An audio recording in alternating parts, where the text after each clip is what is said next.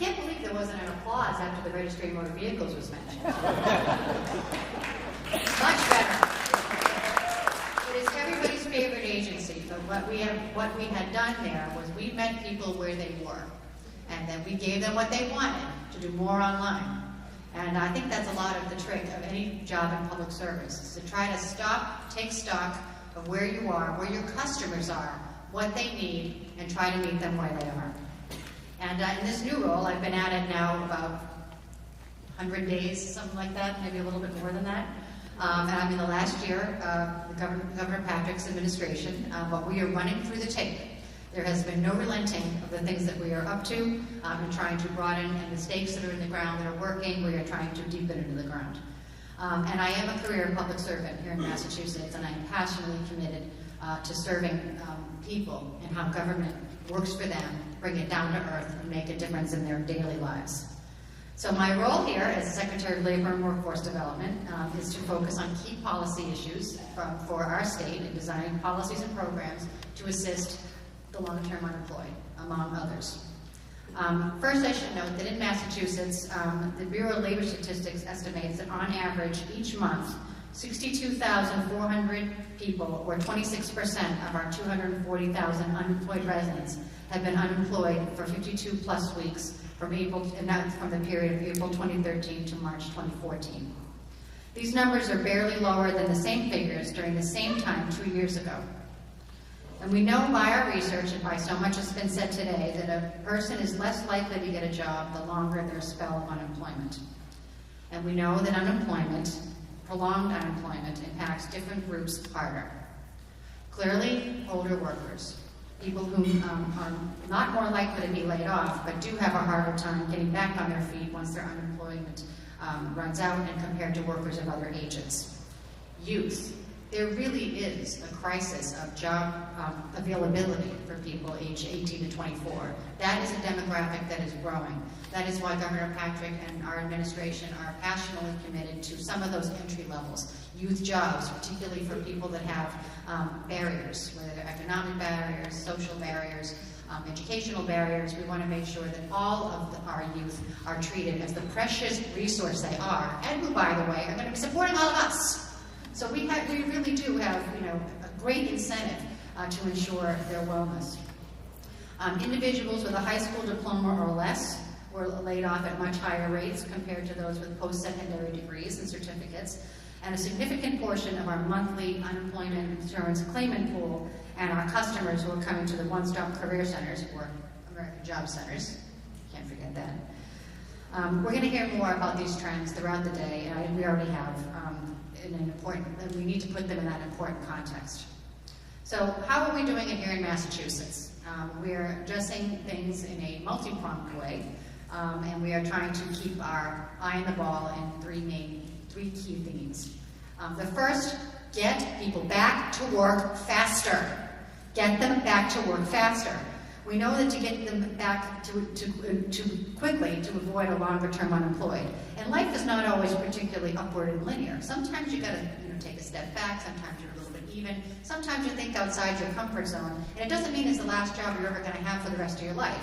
It means it's an appropriate place that you are going to glean new skills and stay in the game. And there really is a psychological dimension to it.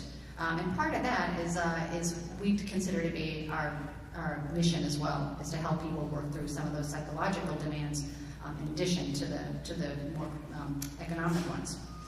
So the key there is to try to think about getting back to work on day one. Day one of unemployment, get into one of our employment career centers and try to see what is out there for you and how it is you need to think about what your future will hold, and to try our best to keep them optimistic. Our Reemployment Assistance Program is a grant that's provided annually to the Department of Labor to provide intensive job assistance services to UI claimants who are permanently separated and thus more likely to require assistance to become reemployed. So more than 50,000 UI claimants last year and the year before participated here, and their average length of unemployment is less than 20 weeks. So we'll continue to refine and change this as we work with claimants throughout our centers. When they come in, we want to make sure that they know we are there, we care, and we want to put them back out into their next career. The second major theme, more education, more skills. This is a rapidly changing world, and the kind of unemployment trends are changing at a pretty good clip. Just to cite one anecdote, you look at the tech revolution, which is a big part of what we do here in Massachusetts. A friend of mine from the Kennedy School was lucky enough to develop an incredible high-tech, it's sort of an app, but it's been adopted and sold, and he sold it for something in the neighborhood of $1 billion. And when people were sending around this terrific article, I'm so happy and pleased and proud of my very innovative friend, he said how happy he was going to grow his business and he would hire around 20 people. You know, back in the day, you sell something for $1 billion, you're hiring 1,000 people or 2,000 people. So some of it is we need to pay attention to where some of these trends are and how we're going to employ our workforce in the future. And at the end of the day, it has to do something. We all like really cool apps, but I think a lot of that will sort of come and go. But when we're building, creating, and changing people's lives and betterment, we're going to start seeing better employment trends. So on the education front, Jennifer James did a great job at presenting sort of where we're lacking some of our long-term employed and basic skills. 50% of our Career Center customers who are unemployed are in this category. They have challenging literacy skills, applied math, and problem-solving challenges that holds them back. So to that end, we're launching our Career Readiness Initiative, which you've heard a lot about, to accelerate the progress for them to improve their basic education and career readiness skills, and to be able to show a credential that they are platinum, gold, silver, bronze rated, that we can put out anywhere in the world so you know what you're getting. Because at the end of the day, business responds when it's good for business. And a generation ago, 2 generations ago, you have a workforce, you expected you to train them. Well, I haven't been in this job all that long, but I'm not seeing a whole lot of that trend anymore. They want someone coming in, they know what to do, they know how, what the job is, and they can plug and play. So that is where government programs, I think, can be particularly effective. And there's no quicker way to know, can this person run this machine, than if they have a certificate saying that they can.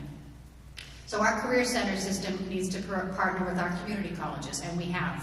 And we are really off and running in an initiative that started some years back with our Mass Community College system, where we applied for a DOL grant to focus on attainment of post-secondary credentials that reflect the hiring demands in the economy. We talked to business. What do you need? Because at the end of the day, if you're living in Worcester County or Berkshire County or Cape Cod, you want a job at the end of that. Who are the employers? What are the trends? And how can you go into that industry and plug and play? So the goal of the grant was to help more than 4,000 individuals to complete these high-demand credentials, and our career centers to host navigators and provide career counseling, one-to-one counseling, to assist job seekers in getting into one of these pathways. One of our hot trends here in Massachusetts is advanced manufacturing. So I'll go around to folk tech schools and to people who are sort of coming up in their career, and I tell them, this is not your grandfather's manufacturing. This is not dirty. This is not a big smoke billowing place. These are lab coats. You take them through a parking lot, and you see very nice cars parked there. These are real good middle class jobs that in some cases takes an 18-month training once you're at a basic level of career readiness. And we have 100,000, I'm told, of those jobs that are out there and waiting. We just need to be able to have a skill set of employees who will go into them. And the third front is partnering with employers. As I said again, it only works if it works for business. And we need to hear what they have to say. How can we, the state, help you get what it is that you need and grow and add jobs and change your whole industry? And we are very lucky in Massachusetts that we really have a diversified economy. And that is something that has just been a happenstance of how we're a tourist destination, we have great educational institutions, we have the highest skilled workforce among any state in the country. But we do have, it did hold us up during the worst part of the recession, so we recovered a little bit better and a little bit faster. But we have to keep in mind the most acute populations, and the most acute populations are the long-term unemployed. We want to put our focus on veterans, as we have nationally and in other states.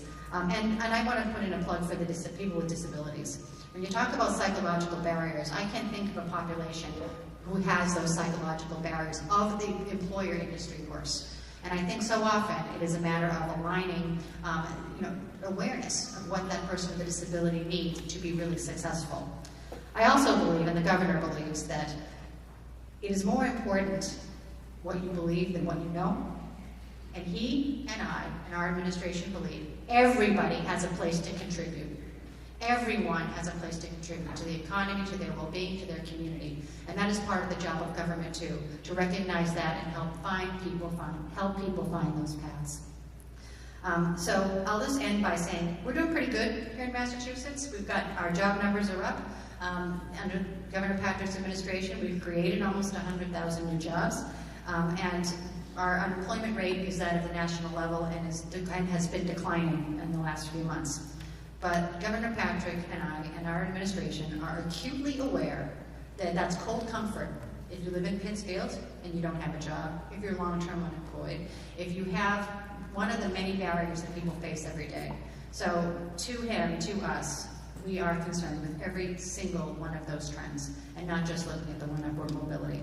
So I'm honored to be part of this group. I'm so pleased to see how much activity and how much you all care about helping better this matter of the long-term unemployed, and to look towards the future. And I think the future is bright with all I've heard and with just the looks of everybody's face here in this room. Thank you.